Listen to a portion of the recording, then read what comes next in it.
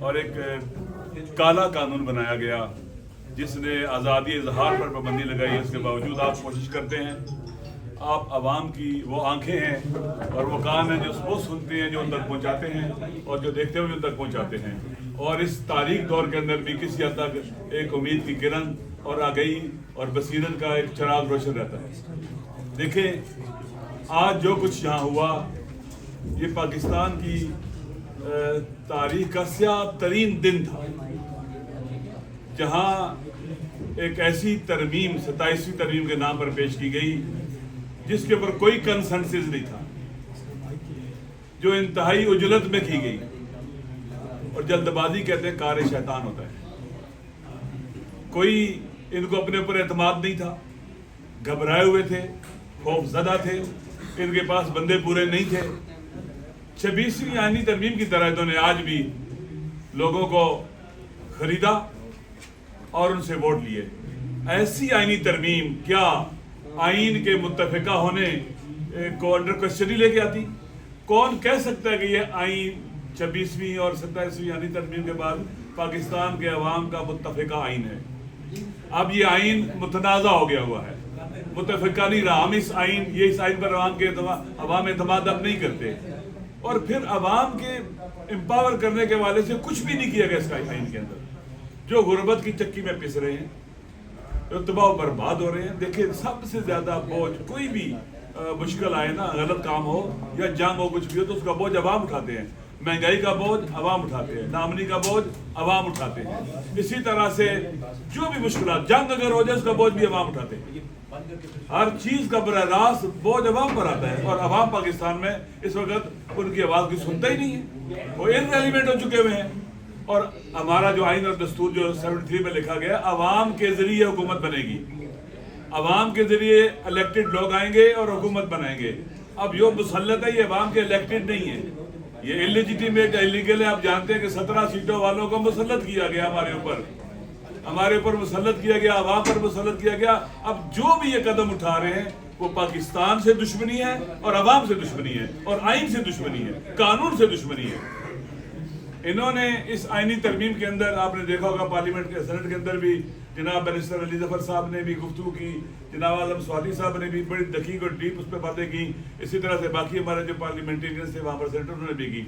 دیکھیں یہ جو آئین ہے اس میں انہوں نے بندوں کے خدا بنائے ہیں، بت تراشے ہیں، بندوں کے خدا بنائے ہیں. استثناء ایسا دیا گیا ہے جو اللہ کے علاوہ کسی کو بھی حاصل نہیں ہو سکتا. اللہ کے بارے میں قرآن کہتا ہے لا یسأل عما یفعل وہم یسألون. اللہ سے اس کے عمل کے بارے میں جواب دہی نہیں کی جا سکتی کہ آپ نے کیوں کیا ہے، لیکن لوگوں نے جواب دہ ہونا ہے، لوگ جواب دہ ہیں.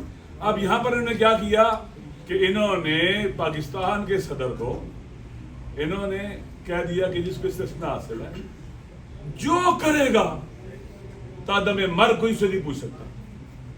جو کرے گا، ظلم کرے، قتل کرے، لوٹے، فساد کرے. پاکستان کے عوام دیکھیں، یہ ہے آپ کی پیپلز پارٹی جس نے زرداری صاحب کو خدا بنایا یہاں پر آئینی ترمیم کے ذریعے. اور پھر انہوں نے آرمی چیف کے بارے میں بھی یہی کیا ہے. بھائی آرمی چیف صاحب پاکستان کی فورسز کے کمانڈر ہوں گے، وہ وہاں پر کام کریں گے، ہر کوئی جواب دہ ہے. اگر آپ نے ان کو بھی ایمنسٹی دے دی اور استثناء دے دی، یہ بھی غلط ہوا ہے. ہر کوئی جواب دہ ہے. انہوں نے خدا بنائے، بندوں کے خدا بنائے، بت تراشے انہوں نے. اور عوام سے کہا کہ تم نے ان کے آگے سر جھکا کے رہنا ہے، جھکے رہنا ہے، ان کے غلام بن کے رہنا ہے. یہ پاکستان کے عوام کے حق میں آئین سازی کر رہے ہیں، قانون سازی کر رہے ہیں، ترمیم لے کے آ رہے ہیں. لہذا ہم نے اس کو مسترد کیا ہے. ہم اس کی مذمت کرتے ہیں. پیپل پارٹی ہو، نون لیگ ہو یا باقی ان کی اتحادی جماعتیں ہوں، اندر سے شرمندہ ہیں ان کے لوگ جو مجھے ملے ہیں. بس انہوں نے کہا ہم مجبور ہیں، ہمارا بس نہیں چلتا ہے. غلاموں کی طرح بیٹھے ہوتے ہیں، سر جھکے ہوئے ان کے. ضمیر جب مر جائے تو انسان نہیں رہتا. اب یہ صورتحال ہو رہی ہے. پاکستان کے عوام دیکھ رہے ہیں، آپ پر سیلاب آیا اور کسی کو پرواہ نہیں ہوئی. یہاں پر یا تباہی بربادی ہے، ناامنی ہے، بے روزگاری ہے، غربت ہے، کیا مصیبتیں نہیں ہیں آپ کے لیے. آپ کے لیے ہیلتھ کے مسائل ہیں، ایجوکیشن کے مسائل ہیں. آپ کے لیے بنیادی انسانی حقوق آپ کو نہیں مل رہے، آپ کی یہاں کوئی سنوائی نہیں ہے. یہ پارٹیاں ہیں، انہیں پہچانو. یہ کون لوگ ہیں جو خدا بن رہے ہیں؟ اور آپ ہی وہ ہیں جو اس بت کو گرا کر سکتے ہیں. پاکستان کے عوام ہی بت شکن بنیں گے، بت شکنی کریں گے اور بتوں کو گرائیں گے جو اپنے آپ کو خدا سمجھ بیٹھے ہیں. اور انشاءاللہ العزیز آپ دیکھیں گے کہ ہم ان کا مقابلہ کریں گے، میدان خالی نہیں چھوڑیں گے. ہم کبھی بھی ایسی آئینی ترامیم، قانون سازیاں یا رول آف لا کے خلاف جو کام ہے ان کا ساتھ نہیں دیں گے. عمران خان پاکستان کے عوام کے دلوں میں رہتا ہے. عمران خان کی وجہ سے پاکستان میں سیاست زندہ ہے، وائلہ انہوں نے سیاست دفن کر دی ہے. یہ کہتے ہیں ہم سیاست دان ہیں، نہیں، تم سیاست کے قاتل ہو. تم سیاست کے اوپر دھبا ہو، جمہوریت کے قاتل ہو، تم جمہوریت پر دھبا ہو. تم یہ اپنے آپ کو سیاست دان کہتے ہیں. پاکستان کے عوام دیکھ رہے، یہ ایسی جماعتیں ہیں کہ جنہوں نے آئین اور قانون کو تباہ کیا، جمہوریت کو تباہ کیا. عمران خان کی وجہ سے سیاست زندہ ہے، اور ان سیاسی قیدیوں کی وجہ سے سیاست زندہ ہے جو جیلوں میں پڑے ہوئے ہیں. ایک جملہ نہیں لکھ کے دیا کہ ہم عمران خان صاحب سے اظہار برات کرتے ہیں کہ وہ آزاد ہو جاتے ہیں، وہ جیلوں میں ہیں. ہمارا سلام ہو ان سیاسی قیدیوں پر جو سیاسی زندگی کے ماتھے پر تاج ہیں، جھومر ہیں، وہ جو جیلوں میں ہیں. وہ جو ڈاکٹر یاسمین راشد ہے، عمر سرفراز چیمہ ہے، محمود الرشید ہے، اور اسی طرح اعجاز چودھری صاحب ہے جن کو دیکھے جیلی مقدموں میں نائل کیا گیا. ہمارا بھائی صاحبزادہ حامد رضا، وہ اس کا بولنا ان کو تکلیف دیتا تھا. شاہ محمود قریشی صاحب بزرگ آدمی ہیں، کتنی مدتوں سے جیل میں ڈالا ہوا انہوں نے. یہ لوگ، ان کی وجہ سے سیاست زندہ ہے کیونکہ عمران خان ڈٹا ہوا ہے. عمران خان ثابت قدم ہے. جیسا بتا یاسمین راشد صاحبہ جو بزرگ خاتون جنہوں نے کینسر سے اپنے آپ کو علاج کیا اور بہتر ہوئی، ان کو بھی جیل میں ڈالو جیلی مقدموں میں. یہ خوف زدہ بکھلائے ہوئے حکمران ہیں. آئین کو تباہ برباد کر دیا، پاکستان کی ہر چیز کو تباہ برباد کر رہے ہیں. انہوں نے پی اے اے تباہ کی، انہوں نے سٹیل ملیں تباہ کی، انہوں نے ٹرین کیا کہتے ہیں کہ ریلوے کو تباہ کیا، انہوں نے ہر سٹیل مل کو، ہر چیز کو تباہ کیا. یہ وہ لوگ ہیں جو ہم پر حکومت کرتے رہے ہیں. اب باقی ماندہ پاکستان اس طرح کی آئینی ترامیم کے ذریعے لوگوں کے سامنے سارے پازیٹیو طریقے سے جدوجہد کر کے چینج لانے کے راستے بند کر دیے. عمر ایوب صاحب کو دیکھ رہے، شبلی فراز صاحب جیلی مقدموں میں ان کو نائل کر کے جیلوں میں ڈالا اور سزائیں دی ان کو. دیکھیں اس طرح کے طریقوں سے آپ نے جمہوری اور عوامی راستے جو لیگل اور آئینی ہوتے ہیں وہ بند کر دیے. نہ آپ الیکشن کمیشن کے چینج لا سکتے ہیں، آپ کا عدلیہ والا ستون گر چکا ہے. نہ عدلیہ سے آپ کو ریلیف مل سکتا ہے، نہ پارلیمنٹ سے آپ چینج لا سکتے ہیں. سارے راستے بند ہو گئے عوام کے سامنے. پاکستان کے عوام بلوچستان سے لے کر سندھ سے لے کر پنجاب اور اسی طرح سے کے پی کے، گلگت بلتستان اور باقی ریاست کشمیر، آپ سب کو جان لینا چاہیے کہ آپ پر ایسے لوگ مسلط ہو گئے ہیں جو ہر چیز تباہ کر دیں گے، اپنے چھوٹے چھوٹے مفادات کی خاطر پاکستان کو ڈبو دیں گے. اب آپ سب کی ذمہ داری ہے، ہم سب کی ذمہ داری ہے کہ ہم اٹھیں اور ان بتوں کو توڑیں، بت شکنی کریں اور انشاءاللہ وطن کو آزاد کریں، آئین کو آزاد کریں، قانون کو آزاد کریں اور ایک آزاد وطن کی بنیاد رکھیں. مولانا فضل الرحمان صاحب اور جی آئی کا، انہوں نے بھی ہمارے ساتھ اس کا بائیکاٹ کیا ہے، اس کو ووٹ نہیں کیا ہے. ہم ان کا بھی شکریہ ادا کرتے ہیں. پی ٹی آئی کے جو سینیٹر کھڑے رہے سارے، ان کا بھی شکریہ ادا کرتے ہیں کہ انہوں نے باقاعدہ جمع مردی کا ثبوت دیا، بغیر کسی خوف و خطر کے میدان میں ثابت قدم رہے اور سرحد کے اندر بھی اظہار کیا، احتجاج کیا اپنے ارادے کا. اور انشاءاللہ ہم اسی طرح اکٹھے رہیں گے اور اس عوام کے حقوق کی جنگ میں میدان میں حاضر رہیں گے. ہم اپنے پاکستان کے عوام سے وعدہ کرتے ہیں کہ ہم کبھی آپ کو تنہا نہیں چھوڑیں گے. لیکن یہ ذہن میں رکھ لیں، اگر عوام ساتھ نہ دیں تو تخت پر فرعون بیٹھ جاتا ہے اور موسیٰ کو شہر سے نکلنا پڑتا ہے. اگر عوام ساتھ نہ دے، ابراہیم کو من جدیق میں ڈالتے ہیں اور نمرود تخت پر ہوتا ہے.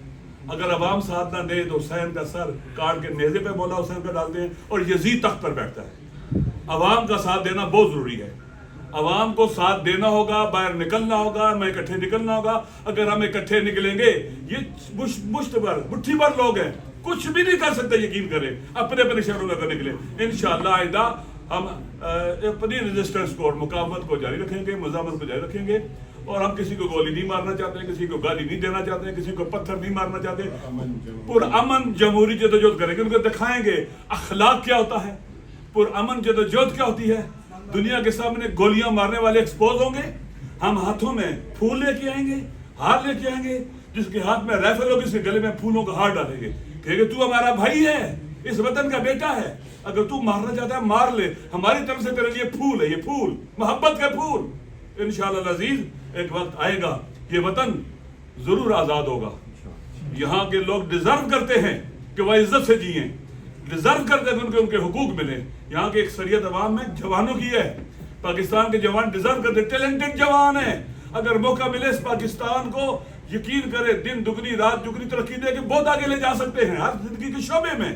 ہمارے جوان جو ویسٹ میں, یورپ میں, وہاں کامیاب ترین جوان ہیں, پڑھے لکھے ہیں. اس لیے میں جوانوں سے بھی کہتا ہوں, مایوس نہیں ہم نے ہونا, نا امید نہیں ہونا. ہماری ڈیوٹی اپنی ذمہ داری کو انجام دینا ہے. وہ میاں محمد کا شعر ہے, ہماری ڈیوٹی کیا ہے, مالی دا کم پانی لانا یا پانی دینا پر پر بچکا پاوے.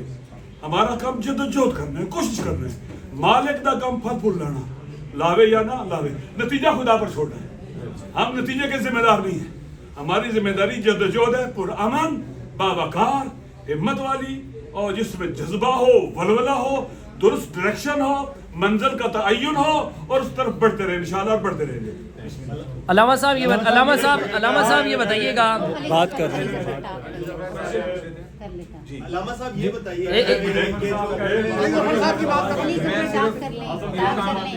بیرسٹر صاحب ایک سوال بھی لے لینا ساتھ ساتھ. نہیں, وہ پہلے بات ختم کریں. آپ نے دیکھا کہ آج ایک 27ویں ترمیم آئی جس کو ہم سمجھتے ہیں کہ سپریم کورٹ کو دفن کیا جا رہا ہے. ہماری جو عدلیہ کی آزادی ہے اس کو ختم کیا جا رہا ہے. ہماری جو سارا سسٹم ہے, جوڈیشل سسٹم ہمارا, وہ اس کو بالکل ایک طرح سے کوڑے کرکٹ میں پھینکا جا رہا ہے, اور ایک نئی عدالت بنائی جا رہی ہے تاکہ جو کیسز ہیں, جو cases P T I Imran Khan صاحب کے خلاف ہیں, وہ اس کے اوپر ان کو کامیابی ہو, اور اپنی جو ان کے خلاف کیسز ہیں وہ ان کے خلاف کیسز میں ناکامی ہو پروسیکیوشن کی. تو یہ سارا ایک ملی بھگت ہے, ایک برا کشتی ہوئی ہے. اور آپ نے دیکھا کہ آج ان کے پاس ووٹس بھی نہیں تھے, ان کو 2 ووٹس لینے پڑے, جو کہ ہمارے ایک سینیٹر کے تھے اور ایک شاید JUI کے سینیٹر کے. اس لیے ان کے پاس یہ بھی نہیں تھا کہ ان کے پاس ووٹ تھے پورے, ووٹ بھی ان کو 2 مانگ کے لینے پڑے. اور میں اپنی چین کے, اور میں شکریہ ادا کرتا ہوں اپنے سارے سینیٹرز کا جو اس مشکل وقت میں کھڑے رہے ہیں ہمارے ساتھ, PTI کے ساتھ, عمران خان صاحب کے ساتھ. ان کے اوپر پریشرز تھے, لیکن یہ لوگ بالکل اس طرح کھڑے رہے جس طرح ایک سکون ہوتا ہے, اور میں ان کا آپ کے سامنے شکریہ ادا کرنا چاہتا ہوں.